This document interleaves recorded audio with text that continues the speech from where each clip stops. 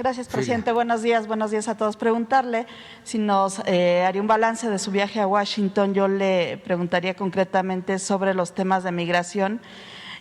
Por un lado, este anuncio que se hizo por parte del canciller que Estados Unidos va a invertir en Centroamérica en un programa que se va a llamar Sembrando Oportunidades. Si usted tuviera mayores detalles de cuándo podría iniciar. También si se tocó el tema del programa Quédate en México.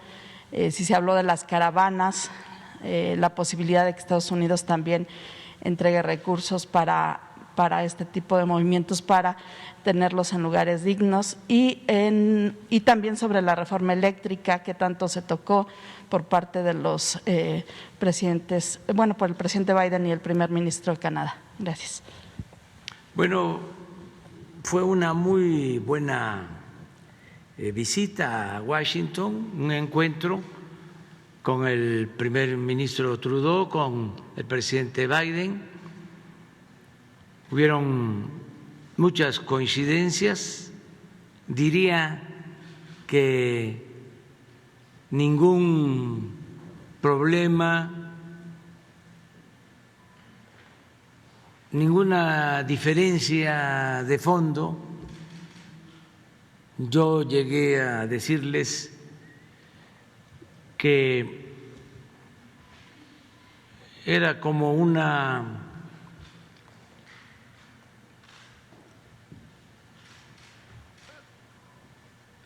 conferencia, un encuentro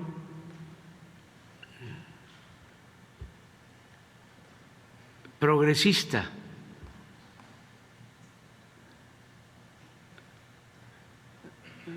Usé el término cumbre progresista por las coincidencias.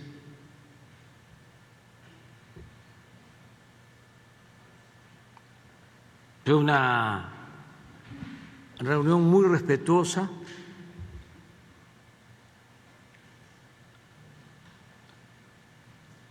En el caso de Canadá, hablamos de la industria eléctrica, de la posibilidad de cooperación para modernizar equipos, turbinas en hidroeléctricas.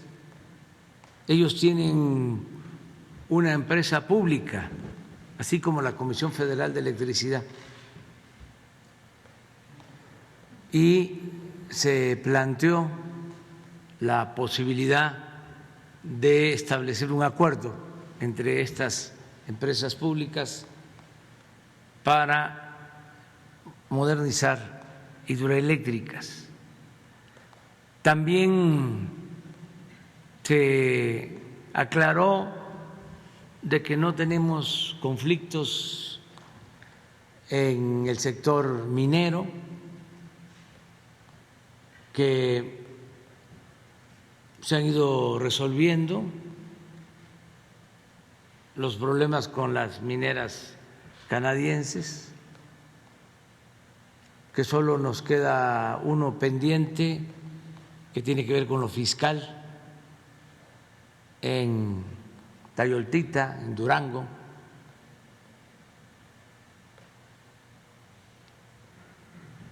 Se resolvió el problema de Cozalá.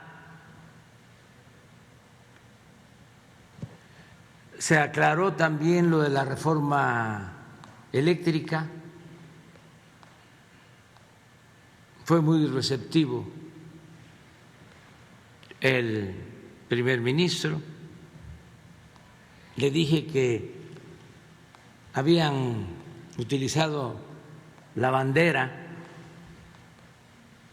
de las energías limpias para hacer negocios sucios. Le expliqué a detalle cómo habían saqueado al país en los últimos tiempos. Me permitió informarle para que no se prestaran nuestras acciones a malas interpretaciones. Fue muy bueno, por eso la reunión. Le dije de que con la privatización del petróleo habían entregado 110 contratos o concesiones a empresas extranjeras y nacionales y que solo 2 estaban invirtiendo y que el resto había utilizado los convenios para especular.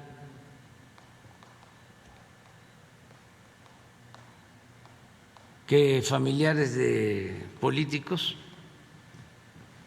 se habían quedado con concesiones de políticos mexicanos y que ya habían vendido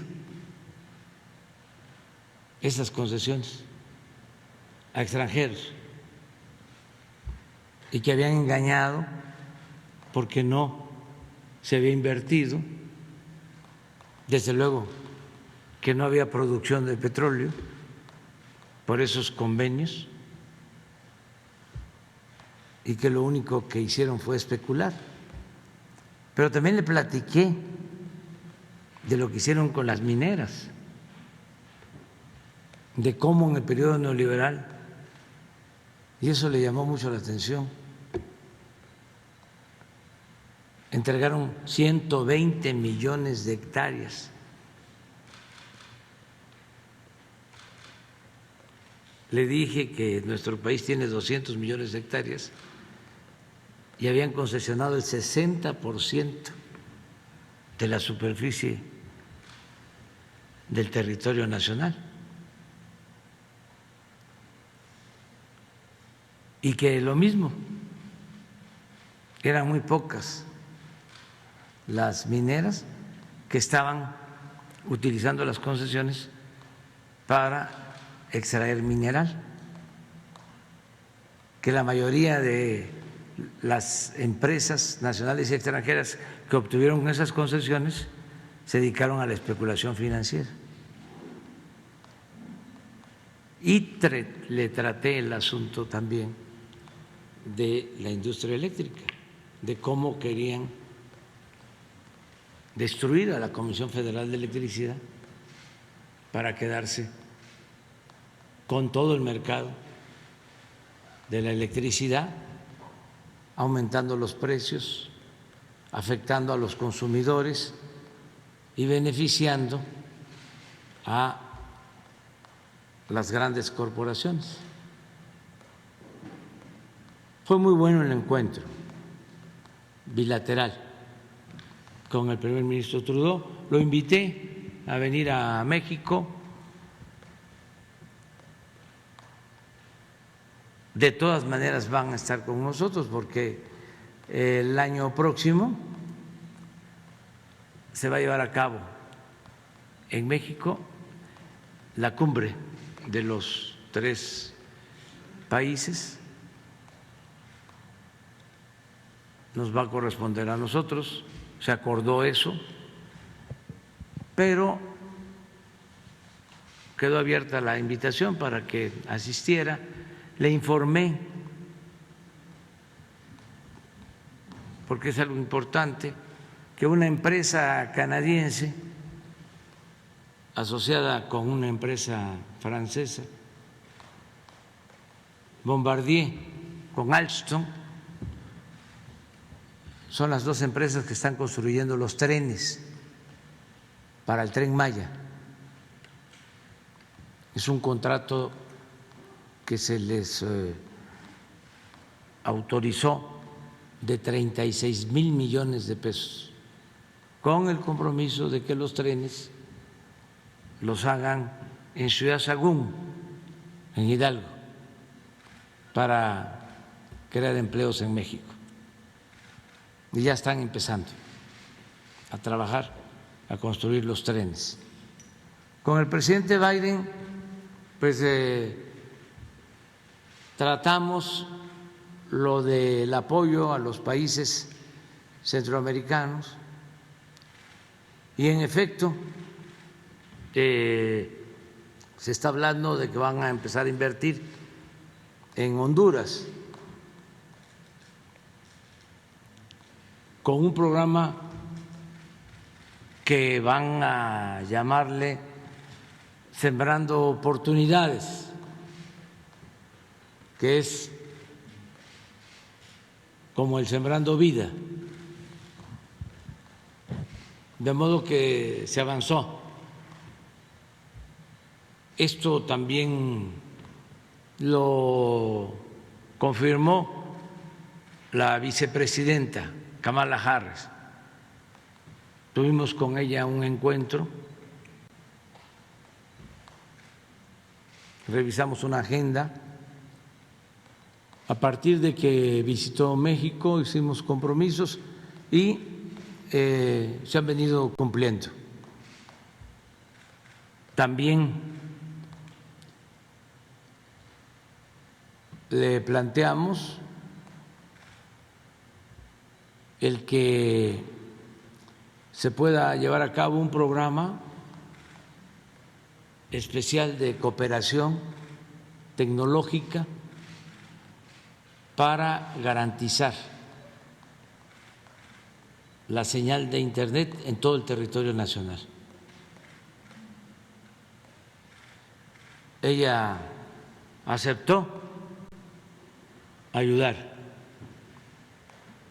porque nos comentó, fue la encargada de coordinar un programa de tecnología para Internet, redes sociales. Van ellos a reforzar con muchos recursos todo su sistema de tecnología del espacio y van a ayudarnos. Nos van a dar una respuesta a lo que le planteé, porque no es un asunto de recursos, de presupuesto, es más que nada falta de tecnología, aunque parezca increíble. Ya ven cómo se habla de los carros eléctricos, de la automatización, de la robótica, de los que van al espacio como turistas. Bueno, pues resulta que no está resuelto el problema tecnológico para la comunicación por Internet en zonas apartadas, porque nosotros tenemos el compromiso de que haya Internet en todo el territorio nacional y hemos estado batallando por falta de tecnología.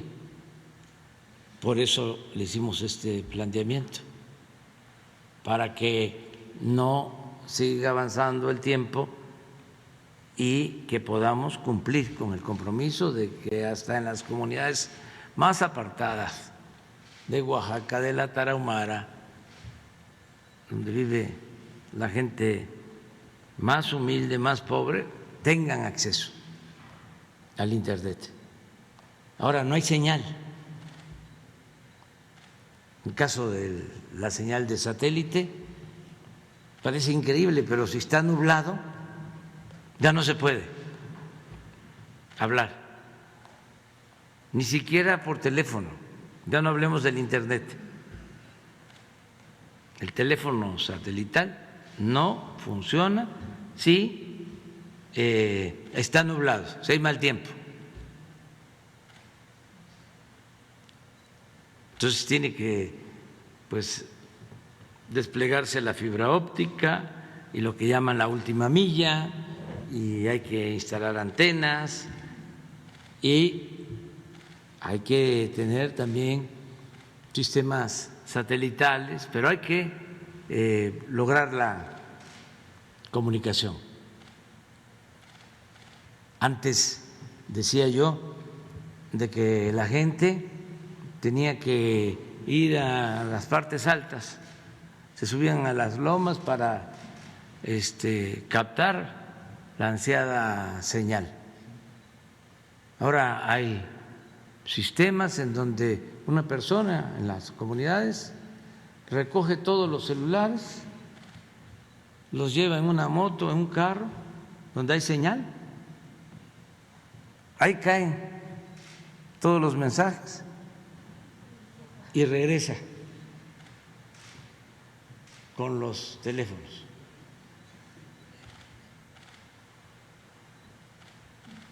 Y estamos hablando de la era de la tecnología. Entonces nosotros no vamos a quitar el dedo del renglón porque necesitamos que se comunique al país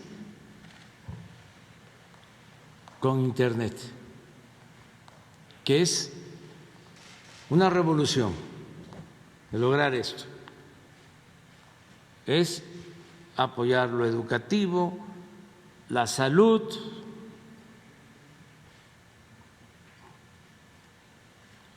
la información en general, que no haya monopolios, que se garanticen las libertades de manifestación, de expresión,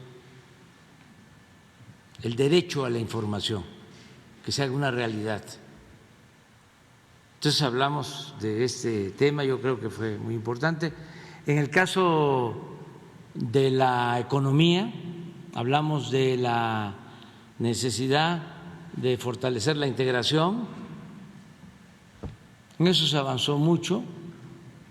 Hice una propuesta para que se impulsara un programa de inversiones productivas en América del Norte para la sustitución de importaciones. Puse el ejemplo de que no era posible que por falta de chips o porque aumentó el precio del acero o porque se incrementó el precio del transporte marítimo, un consumidor de América del Norte tenga que esperar en lista que se elabora en las tiendas, en listas de espera, hasta 6 meses para poder adquirir una estufa, un refrigerador, un automóvil. Entonces la propuesta es: vamos a fortalecernos como región, que haya más inversión, tenemos fuerza de trabajo, cambiemos ya la política de estar rechazando a migrantes, la mayoría jóvenes.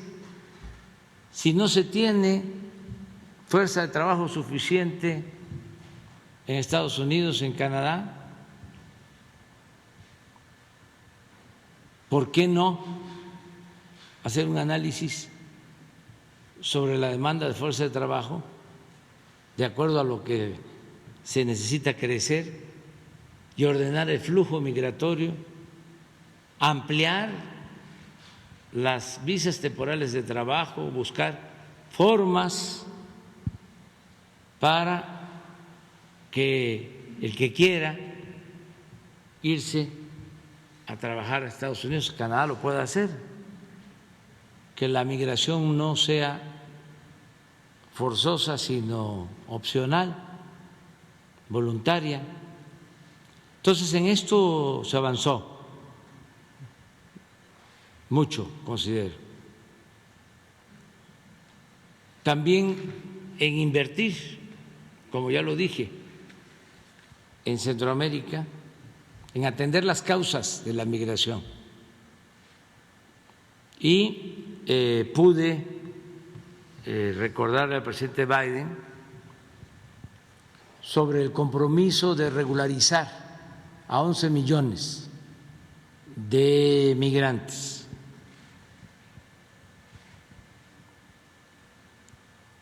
Y se ha avanzado con ese propósito y yo espero que el presidente Biden cuente con el apoyo del Congreso, de legisladores, lo dije, no solo del Partido Demócrata, sino también del Partido Republicano.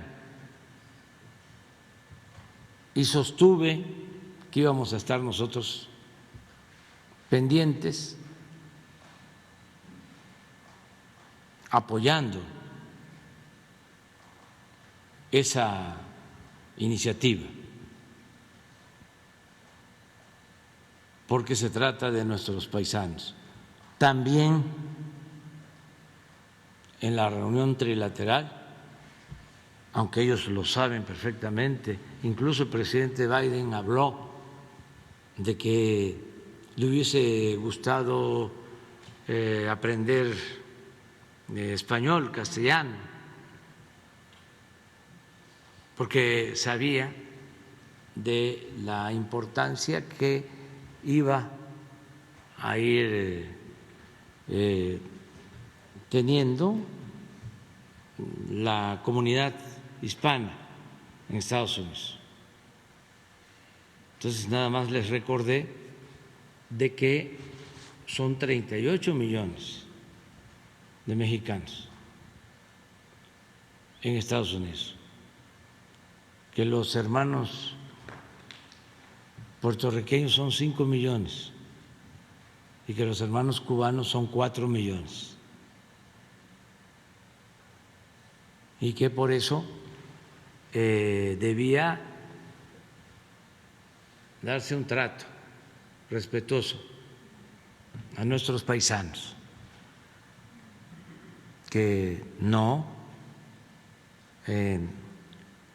era justo ni se podía permitir el maltrato a los mexicanos que trabajan, que viven en Estados Unidos, que trabajan honradamente en Estados Unidos, que aportan al crecimiento de esa gran nación.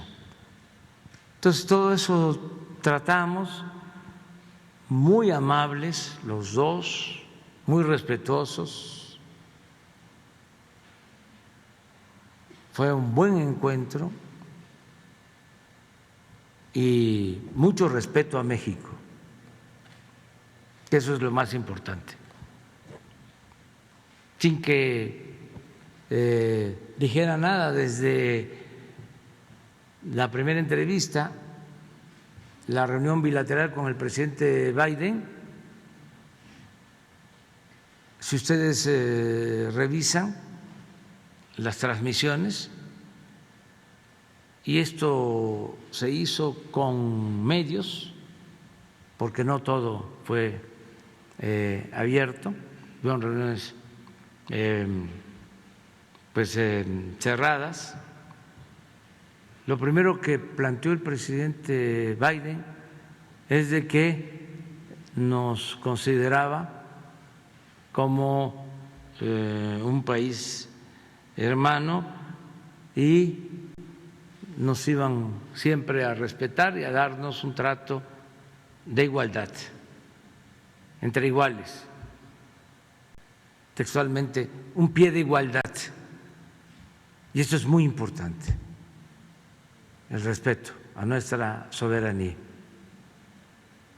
Muy contrario a los pues no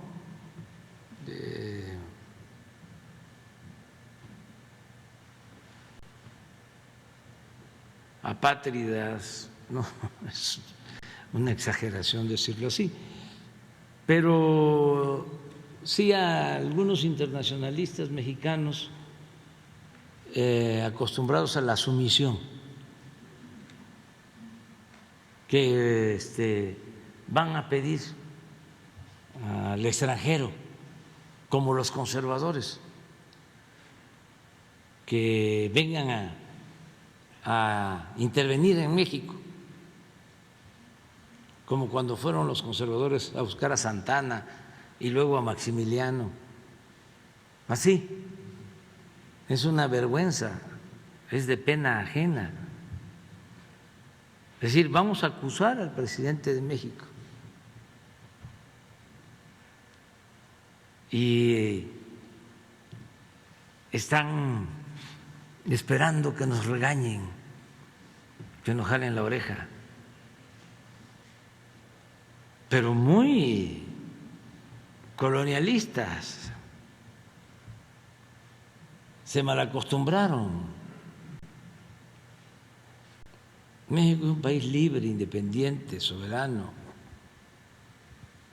y afortunadamente así nos ven y nos respetan. México tiene un prestigio como nunca en el mundo,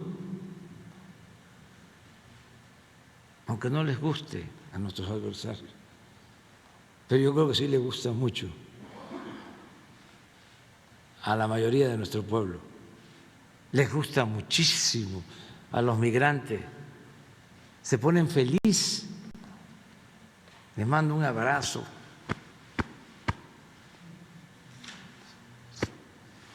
Porque se sienten, tampoco me gusta la palabra, pero la voy a usar, se sienten empoderados. En Estados Unidos y en cualquier país del mundo, por la grandeza de México. Presidente, ¿qué respuesta